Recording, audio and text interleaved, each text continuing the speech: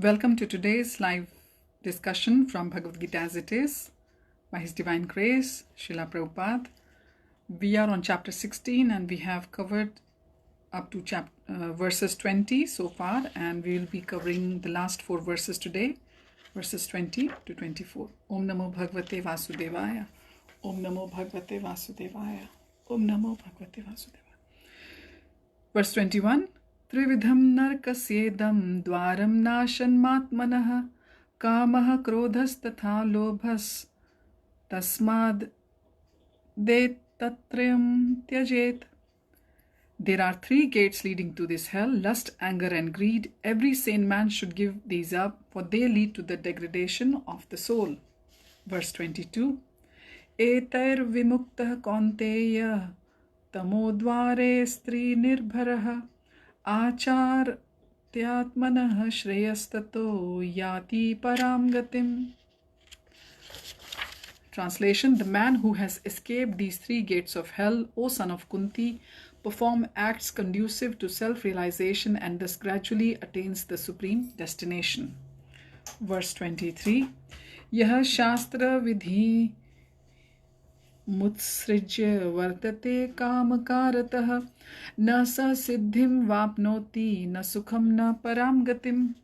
He who discards scriptural injunctions and acts according to his own whims attains neither perfection nor happiness nor the supreme destination. Verse 24.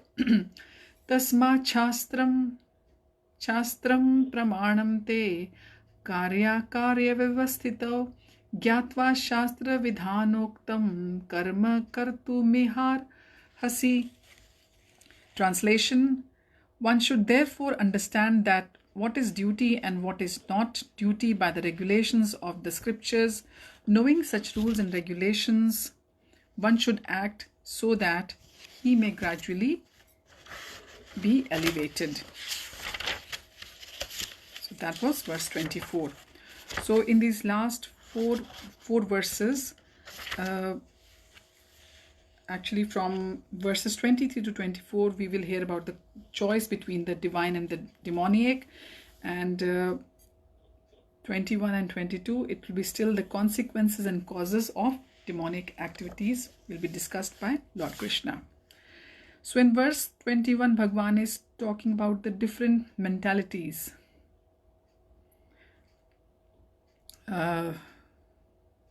They say, what are the 3 gates to the hell? 3 gates are the 3 mentalities: lust, anger and greed. So all these have to be avoided by a sane person, because these 3 things, they lead to the degradation of the soul. The soul doesn't get elevated by these. So these are the so-called the beginning of the demoniac life. So to satisfy one's lust, and when one doesn't satisfy, one is not able to satisfy one's lust or the desires, what happen? One gets angry, and then also then the greed also arises. So these 3 enemies has to be given by anyone who doesn't want to go down in the demonic species of life. So if one is going to get stuck in these 3 wrong mentalities, lust, anger and greed, what is going to happen is one is going to get completely lost in the material entanglement, this material world, and there will be no way out of this material world. There will be no liberation for that person. Verse 22, Bhagwan is saying to Arjun that a man who has escaped the 3 gates of hell, O son of Kunti, performs acts conducive to self-realization and thus gradually attains the supreme destination. So freedom from these 3 enemies, lust, anger and greed, then that happens, then a person becomes pure, then their existence becomes pure. And then they are able to follow the rules and regulations nicely, and they're able to raise themselves to the platform of the spiritual realization. and to the platform of Krishna consciousness, and the success is definitely guaranteed for such persons. The Vedic literature assures us, and Bhagwan also assures us in this verse. And there is no doubt about it. Verse 23, Bhagwan is going to tell the choice between the divine and the demoniac. So what is the choice? So in verse 23, Bhagwan is saying to Arjun, he who discards scriptural injunctions and acts according to his own whims attains neither perfection nor happiness nor the supreme destination. So a person who is not going to follow the Shastra Vidhi, that is the scriptural injunctions, what is going to happen to that person is they are going to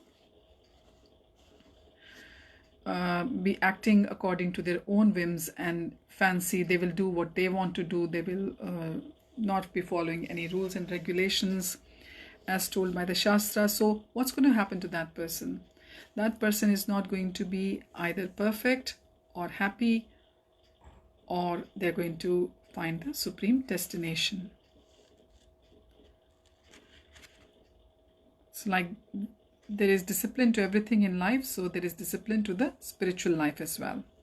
So there is a discipline about in the devotional service as well, how to perform devotional service to Lord in the beginning.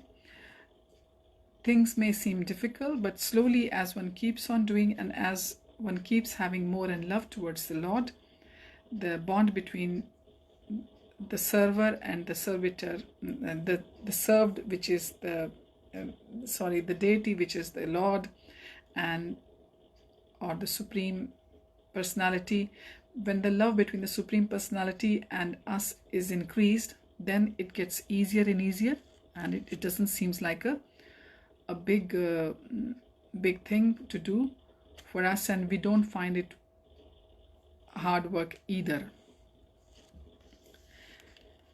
The word kamaha, karataha is very significant. A person who knowingly violates the rules acts in lust. A person who knows the rules and still violates, he's acting in lust. Because that person knows that that is not allowed, but still he will be doing it. And that's why that person will be called whimsical. And Bhagwan is not going to like such persons. They are condemned by the Bhagwan, and they can't attain the perfection as well if they won't be following the rules and regulations for purifying themselves. So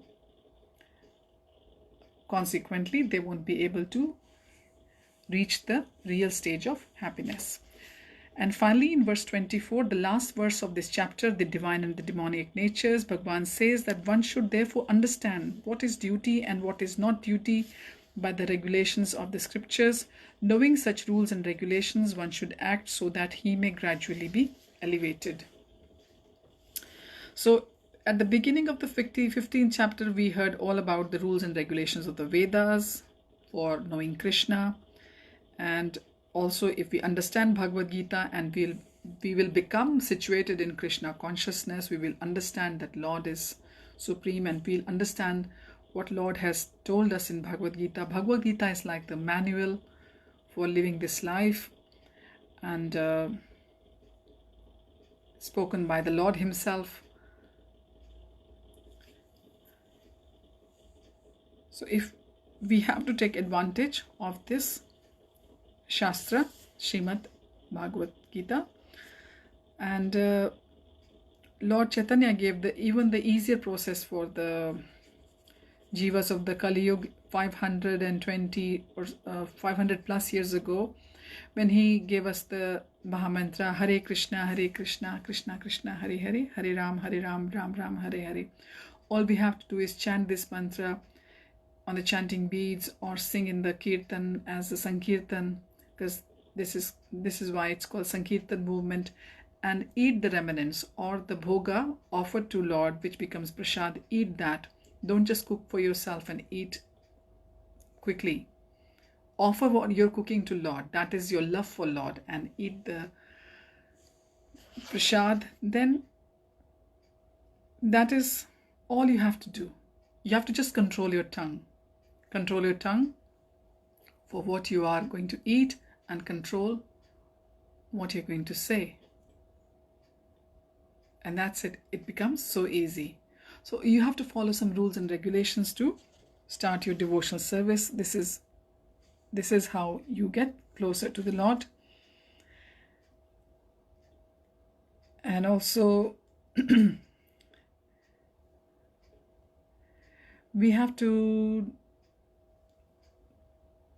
remember that that the four principal defects of every human being, that is cheating, propensity, imperfect senses, committing mistakes, and certainty of being illusioned.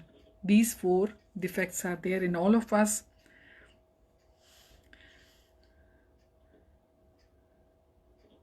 But when we are doing the devotional service,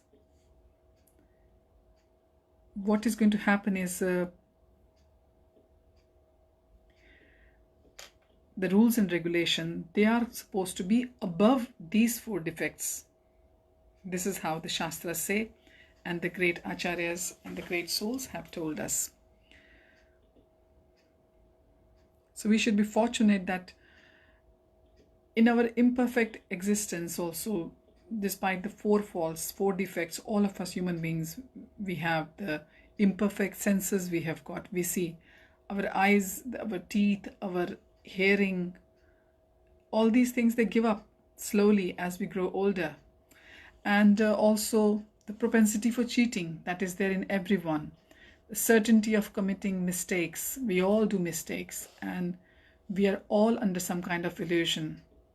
Sometimes people just deny the fact that they are also going to get old, they are also going to go through the cycle of life. So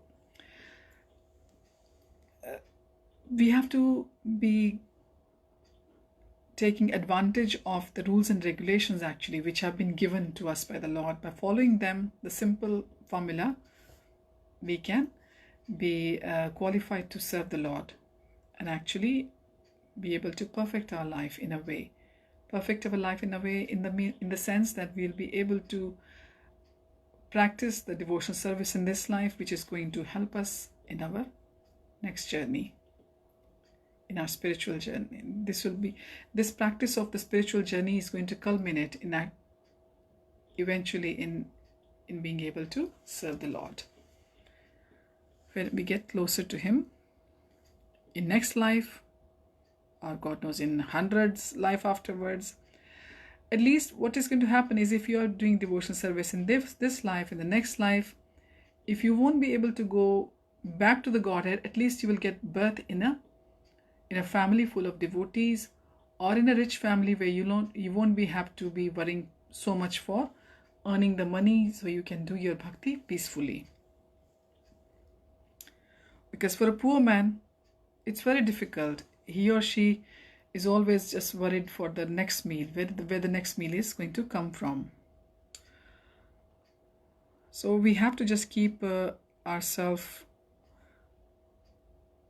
in the mode of goodness, and actually go into the pure mode of goodness by following the rules and regulations, so that our bhakti can start.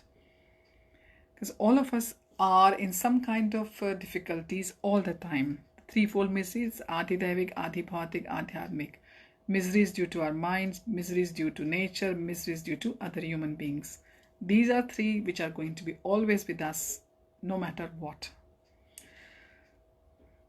So let us not